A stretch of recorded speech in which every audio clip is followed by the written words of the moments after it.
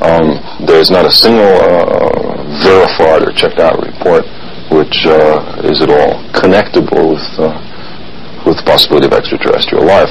It doesn't say that I think extraterrestrial life is impossible. Quite the contrary. I think that many of the stars in the sky have planetary systems. We know enough now about the origin of life to make it appear likely that life arises naturally on the vast bulk of these planets.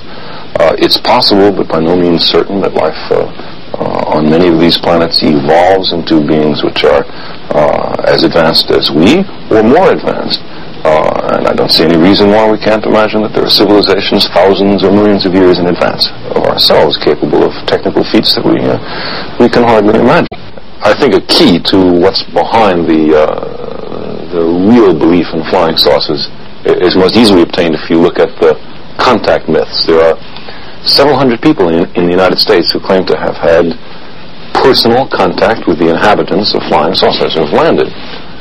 And if you examine these myths, you find that there are some peculiar regularities. The inhabitants of saucers are benevolent. I mean, they're really concerned for our well-being.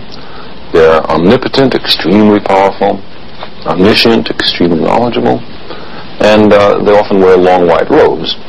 Now, this combination is something I've heard in another context. This isn't science, this is religion. And what I suspect is happening is this. We live in very unsettled times. It used to be possible to believe in a personal, benevolent, powerful, all-knowing God who cared individuals who you could pray to. But now, there's very few people who really believe that, I think. Science, for good or for ill, has destroyed a lot of the traditional theologies. And yet people have the same needs to believe that they always did, perhaps more so because of the times we live in. Well, the flying saucer myths are a really clever compromise.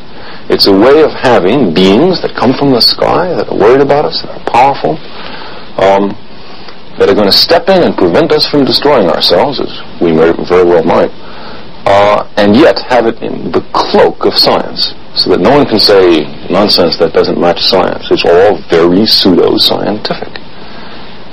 I would think that at least for the contact myths, and probably for a lot of the events of people who just see things they don't understand flying overhead, that what's involved psychology and theology, and not so much the physical sciences.